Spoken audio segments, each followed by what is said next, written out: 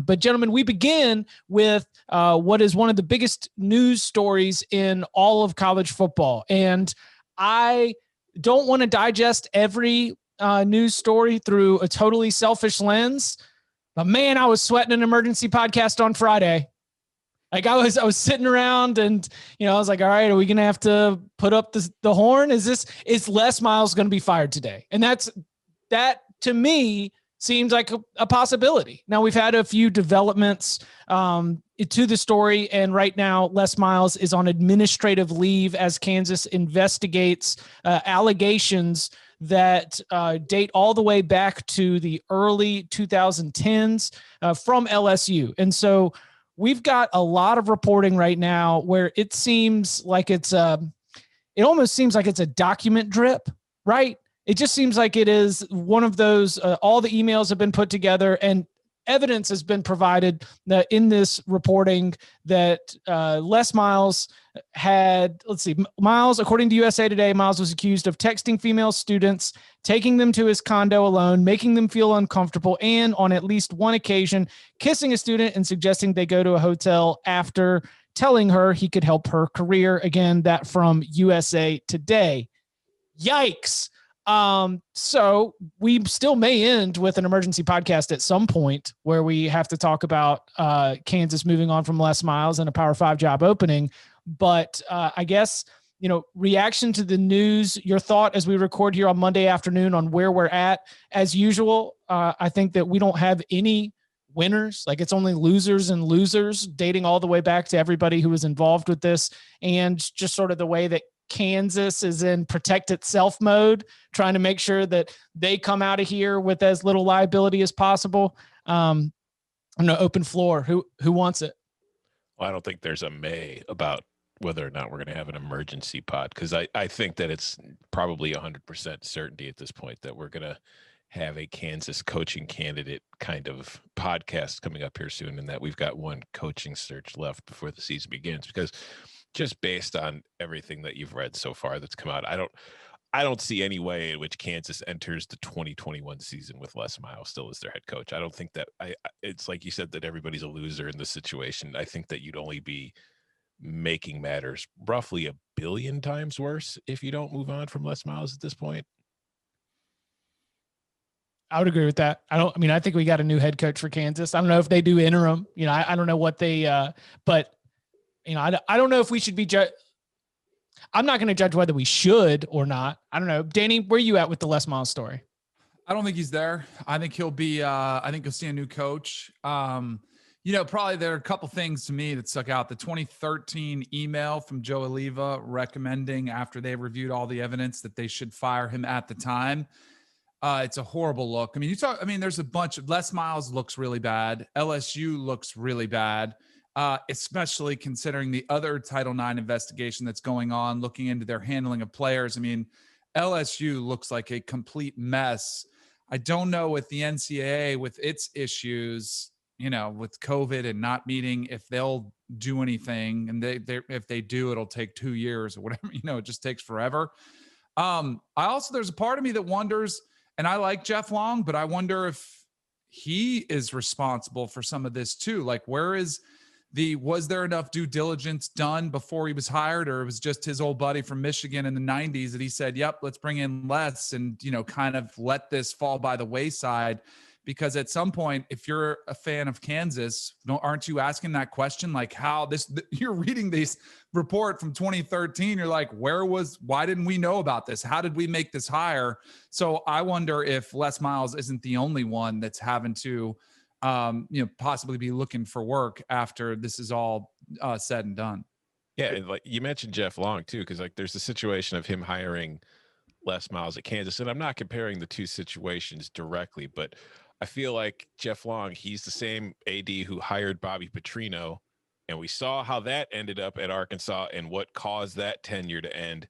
And now we're seeing what's causing Les Miles' tenure to likely end at Kansas. And it's like, at some point, Jeff Long probably needs to do a little bit, like there was the report from our own Dennis Dodd that said, Kansas properly vetted Les Miles before hiring him, which, okay. But it's Like a background check? Is that all they did? Like he called and said, "Do you want Pay the job?" Yeah, you pay $150 to the company to do the background check for you. Yeah. So I would be I'm not as certain on it as I am with Les Miles, but I wouldn't be shocked if Jeff Long is finding himself out of work here soon too.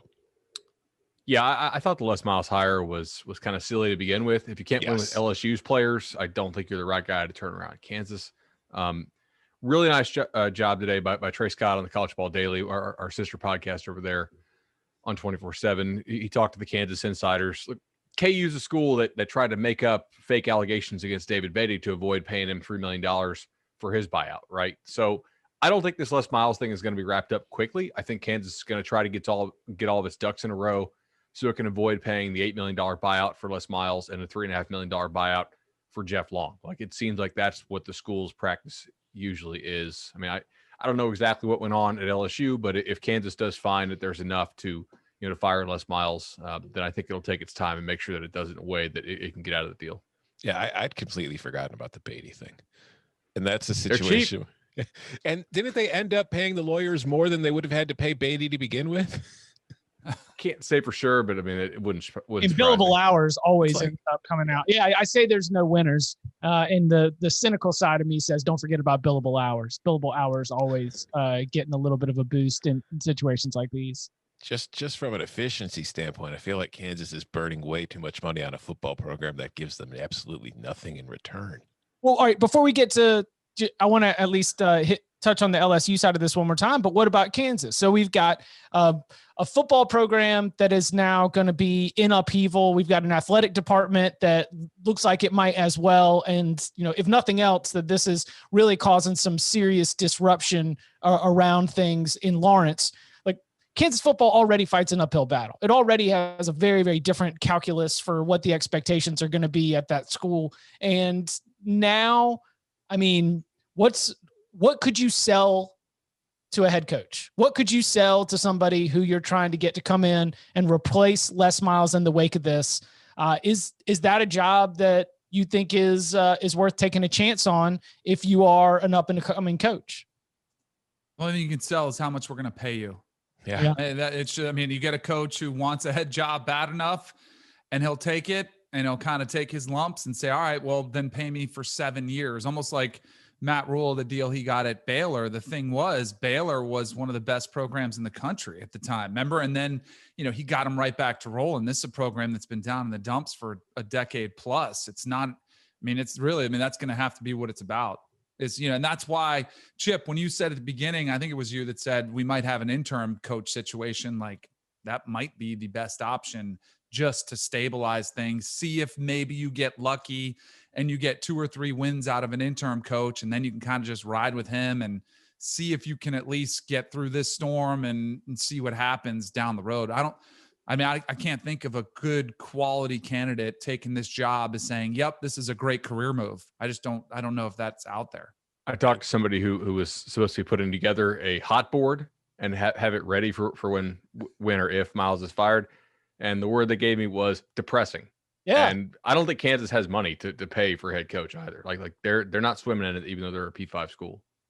Well, it's funny because I was looking at Article 2 and I saw like the usual names like Lance Leipold and Jeff. I'm like, these coaches aren't taking this job.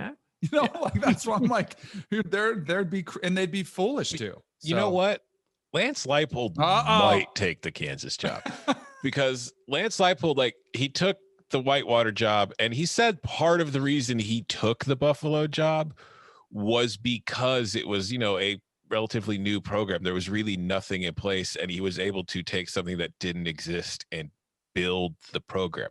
He might look at Kansas in that same kind of light, whereas, listen, I'm coming in and I'm just going to be able to build a football program pretty much from the ground up. So maybe he would, but I think we all know what direction I think Kansas should go in here.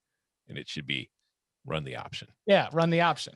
Absolutely. Without a doubt. To lay into Kansas. Just saying. Willie Fritz. Okay, so what about LSU? as we start to look ahead. Right now, as we're recording, there seems to be some student unrest around LSU. So outside of potentially blockading LSU players from being able to drive out of the parking lot as they are having their demonstration calling for the resignation or firing of current staffers that are suspended amid ongoing investigation into everything that happened at LSU.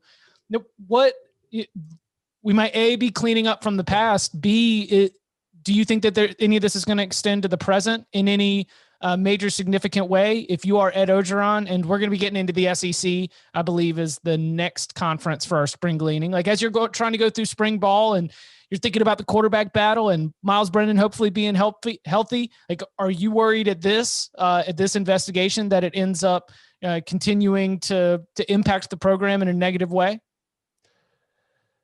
I would think so. I mean, I have, when it comes to the Miles stuff that's going back to 2013 and probably before that, and the Title IX stuff that's been happening in recent times, I have a very surface level knowledge of everything that's going on. So I want to put that disclaimer out there, because it's not like I've been digging deep into like court documents and all that stuff. But just from the 500-mile perspective,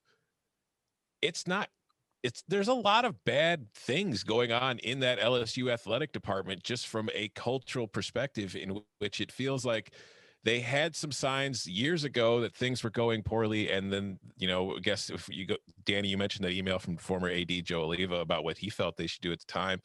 We kind of saw, we know what they didn't do when they knew all that. So that kind of gives you an indication. And then even in recent years, where there's been more of a sea change as far as the, just the country in general of these kind of situations and trying to change and trying to improve situations, LSU has clearly kind of said, I'd rather win football games than worry about any of that crap. So they've kind of put football above all else. And I don't know if we're going to see any kind of cultural change within the school or within the athletic department to maybe take a look in the mirror and see, hey, you know what? There's some crap we really need to clean up, and then we can worry about football or not. I doubt it. I would hope that somebody will. It's just, as we've seen time and time again with situations like this, maybe they will for 6 months, but then once the next story breaks and the eyes go somewhere else, then they'll just go back to business as usual. Because it's a shitty situation in that, like, last year, LSU had one of the most entertaining, greatest college football teams of all time. But now I'll never really be able to look at that team again without the dark clouds of all this other stuff that were going on at the time and are now hanging over it. It's just, I don't know. It's a really crappy situation. I don't think anything will come of it, at least based on what we see so far. I mean, like, sure, they might have some internal changes, but as far as like football type stuff, I don't think it's going to really impact the product on the field or how things are run. But do you think that things are running smoothly at LSU? So this is not related to Les Miles at this point. It's how much confidence do you have in the LSU football program in general? I don't know. I got to check in with my LSU guys, and we'll get to that in the SEC spring gleaning. Yeah, what's up, Shay? Come tell us what's up. The Machiavellian in me sits there and thinks that the minute Ed Orgeron has another down season, they'll use this as a reason to fire him with cause. Oh, man. And then they'll go about doing everything they were doing just with a new person in charge. I mean, I think their cause might just be because we want a new football coach. Right? Yeah, but you could use this and be like, well, I got you. We examined the culture of the program and we saw some concerning things that were why we're 7-6. If you had talked to me in New Orleans in the hours after the national championship win, I would have told you that I thought that Coach O was a made man in LSU history. And I don't feel that way at all. And some of that, again, I said, if you had told me in New Orleans after LSU had won the national championship in New Orleans with that team, reversing all the bad mojo from never crossing midfield against Alabama in the national championship game, the game that sort of doomed Les Miles to begin with. But then I remember we're sitting in the same division where Gene Chizik was told to pack his bags and hit the street just a few years after winning a title. So it can happen. I don't know if this particularly is what would bring about any kind of change, but no winners in the situation with Les Miles. We continue to wait and be prepared to bring you that emergency podcast if Kansas makes any announcement. Again, right now, He is suspended amid an ongoing investigation.